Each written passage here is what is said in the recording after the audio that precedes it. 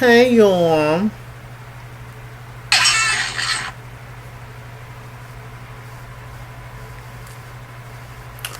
Okay.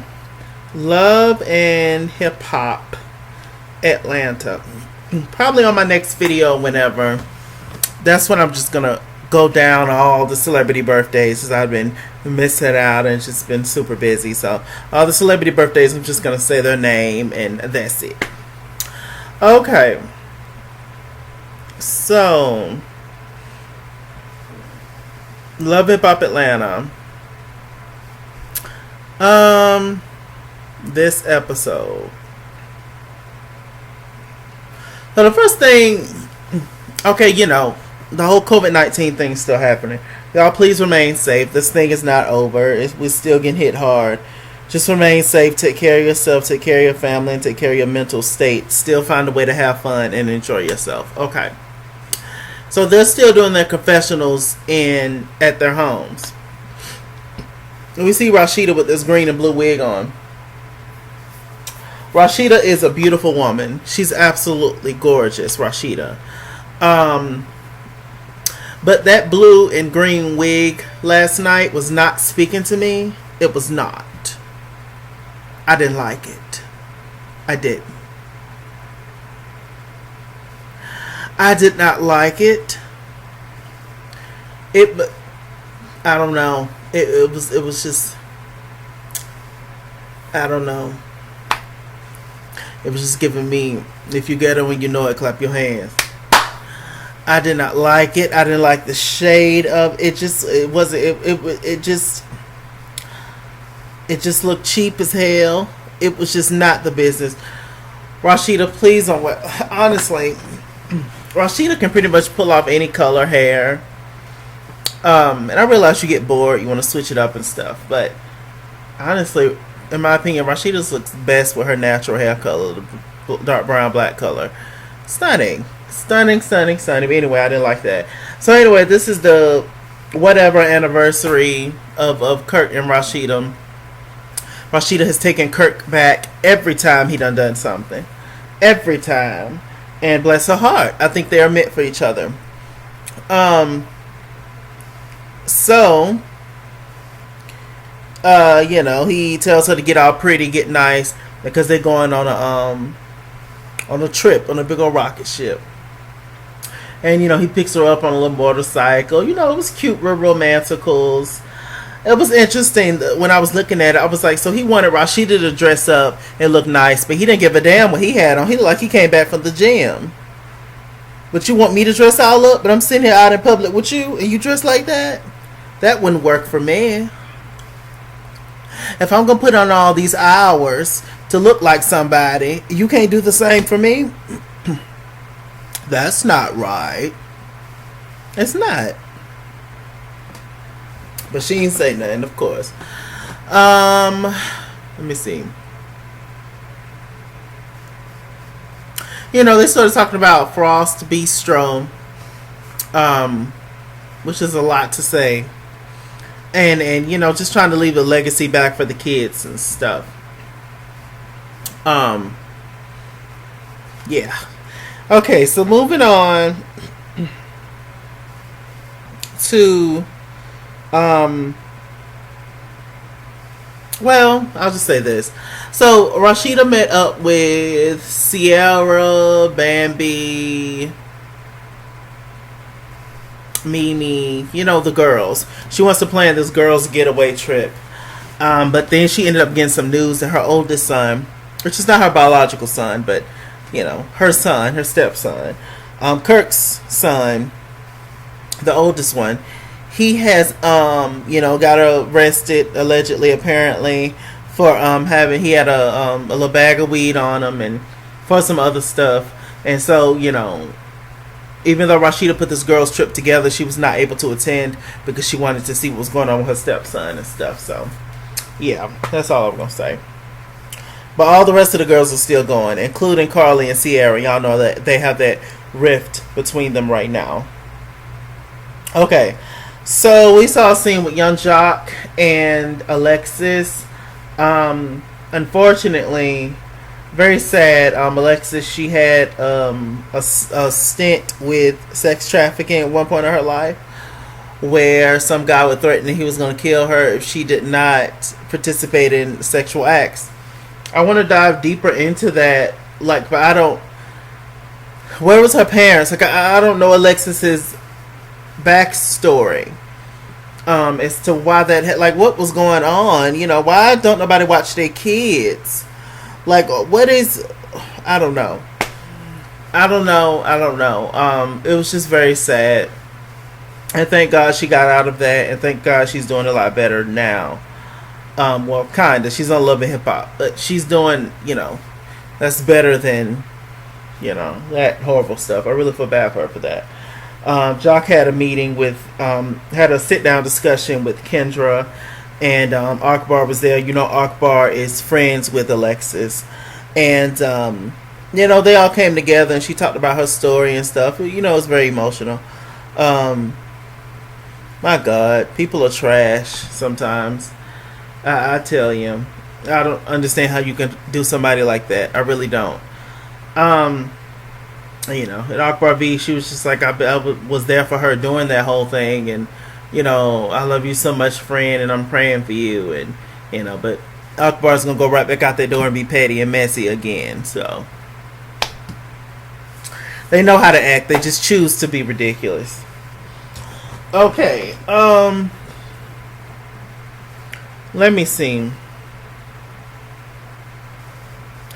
So Ciara, she met up with Shooter, and the kids. Ciara's son looked just like Shooter. Just like Shooter. It's scary. It works my nerves. He looks just like Shooter, and Ciara's daughter looks just like her. So they each got a child that looked like them. Now, I just thought they had the son together, but they actually have the daughter as well. So, they all sit down talking. The little daughter was just like, look, I don't like school. I don't like school. I don't like school. She was just like, well, you need to get that out your head. You gonna like school. You gonna like school. You gonna like school. So, I had reported on this back on a Chalaki News video, I believe. But, something happened between Ciara's daughter and one of her classmates, or just one of the peers, one of her girls at the school. And they got into a fight.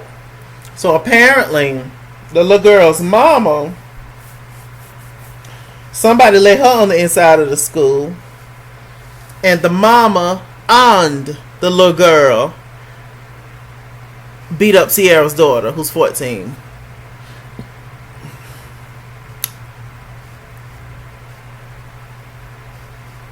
I can't even imagine. My criminal record would be so long. I cannot even imagine some adult coming to the school where my child's supposed to be safe at, supposed to be learning, getting her lesson at the schoolhouse. Some adult coming in, and that adult and her child beating up on my child. How does that work? Ciara's a good one. Ciara's real. I would be losing my mind right now. I would need addresses. I would need phone numbers. I would need emails. I would need the biggest trash bags I can find. I would need tape. Strong duct tape. Strong duct tape. What else I would need? I would need Vaseline. I would need my good running shoes.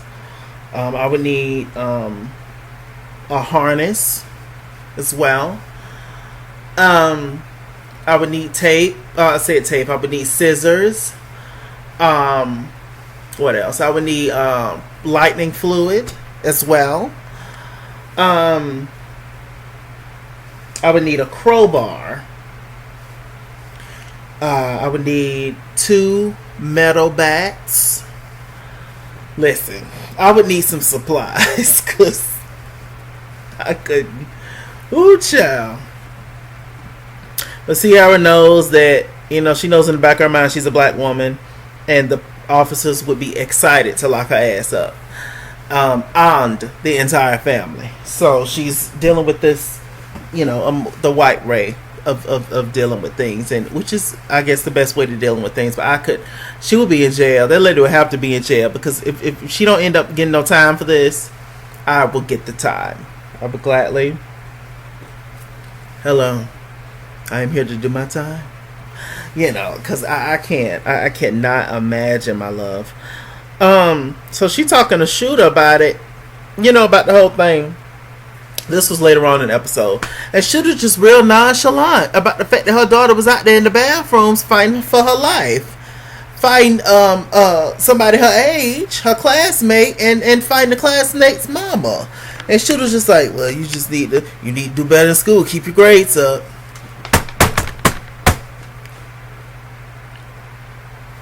Did you hear what I said, Daddy? You need to stay out of trouble, for real. You don't want to end up like me and your mama, for real.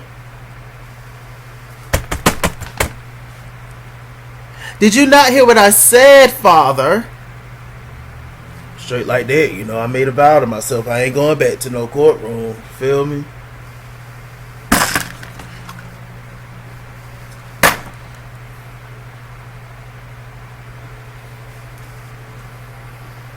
Ignorant.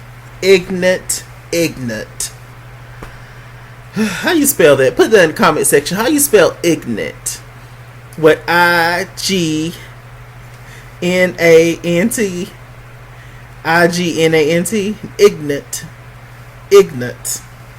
How y'all spell ignorant? Because that's exactly what Shooter is. Put Shooter equals ignorant, and I will give you a shout out in the next week's review. Because I can't ignorant. It makes me mad.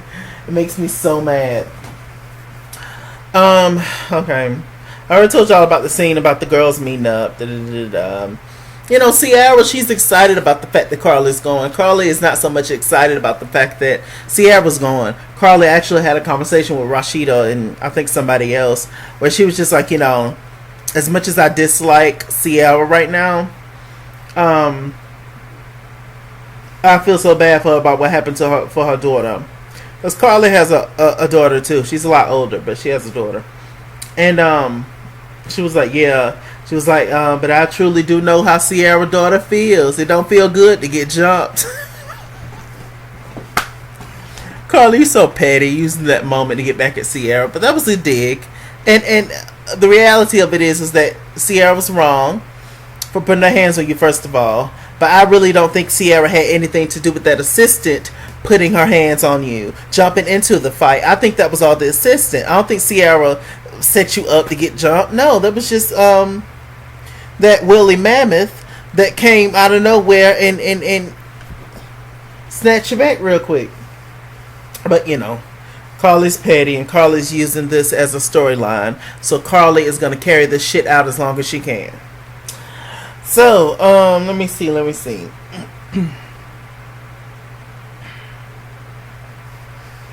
The ladies pull up. It's Bambi, Carly, Ciara, Spice, Mimi. Who else? I think that was it. Rashida tells the girls that she can't go. So it's gonna be something else. But then they get word when they're on the bus that Shakana's coming too, and for whatever reason, Spice is not feeling Shakana no more. I don't know what it is. I don't know what happened. For some reason, Spice is feeling the shade from Shakana. I mean, I can get that. Shakana's shady. Funny looking, stuffed in clothes. But for the most part, Shakana's cool, and I think Shakana's hilarious. But I don't really see Shakana shading Spice, so I don't really know what Spice is picking up on. Sometimes it's a language barrier thing, or maybe a slang issue with Spice, or because she calling her a bitch or whatever. That's just, sometimes it can be used as a term of endearment, like, bitch, you crazy, da da da da. Like, in a harmless way, but you'll know when the person really means it. But to Spice, that's completely disrespectful. So sometimes it's kind of a language thing with Spice. Not like understanding her or nothing. We perfectly understand her, and not that. I think it's a thing of where she's from. Maybe certain things are taken a certain way versus over here. You know, if that makes sense. But I don't know what the issue is with her and Shekinah, but we'll find out. So that was just like, child. So we got to mend fences. Apparently the peacemakers are going to be Mimi and Bambi. I don't think it's going to work. Does it ever work? No. Okay. So the last scene was I see Scrap. Scrap is with Cheyenne. Scrap getting ready to move into a new place, I believe. And KK and Cheyenne is beefing now. Now KK met up with Cheyenne last week. Now she has not told Scrap that Shooter, which is Scrap's business partner on the barbershop they get ready to open, that Shooter is messing around with Cheyenne. But Shooter do not want to go public with Cheyenne, even though him and Cheyenne been kicking it like escape for 2 years, because Shooter wants to put Kiyomi on blast. Shooter wants to be in a relationship, wants to put her out in the public. And that's how these niggas do. And that's how they do. They want to parade around, you know, they little red bone, but keep their chocolate girl behind the scenes under wraps. You know, and that's how they do. Some of them.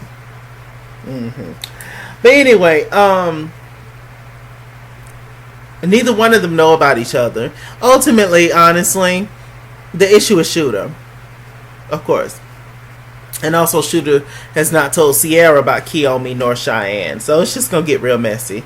It's going to get real messy. I'm sure Shooter will be he'll be a main cast member next season on the Real House, on Love and Hip Hop Atlanta. So, you know, we see them, you know, packing up. Then KK comes over. KK comes over with to check her blood pressure because she was mad at Cheyenne. Apparently, KK and Cheyenne are on the same phone plan. Cheyenne had the money to pay her bill, but she didn't pay her bill. So, I guess Cheyenne, they showed some text messages, but I didn't see it clearly. Apparently, Cheyenne cussed KK out in the text messages, and KK wants an apology from Cheyenne. Because Cheyenne will not admit to what she said to KK, because Cheyenne don't want to fall out with Scrap. And, you know, how have you. So, to me, honestly, it just seemed like KK tolerated Cheyenne because that's Scrap's half-sister, and because Cheyenne was the one that got Scrap out of jail. I think that's the only reason she fooled with Cheyenne. I don't think her and Cheyenne really like get along like that or like each other, to be honest. KK strikes me as the type that she don't really get along with too many women. You know, especially when it comes to her son and involved with them in some kind of way. So yeah, Cheyenne didn't admit to nothing, but then KK was just like, look, does Scrap know about Shooter? And then it cut off. And next week we gonna see Scrap actually having the conversation with Cheyenne about Shooter and finding out about that. And we also gonna see Scrap and Cheyenne sitting at some restaurant, and we gonna see Shooter come in with Kiyomi, the elevator girl. So we gonna see. It's gonna be a mess. Where's light skin Keisha? Caramel Keisha, brown skin Keisha, where she at? Well, all of them at, we don't know. And we don't know what Tokyo at either. I wish they showed Tokyo more. I like Tokyo. With that said, I'm Mr. Chalaki.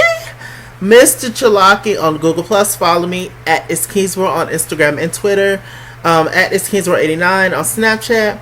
Chess King on Facebook. Mr. Chalaki on Cash App and PayPal. And as always, run me my money or run me my fade. Run me my money the way I get paid. Stay black, stay... That was cute. Stay black, stay tuned. I'll see you guys later.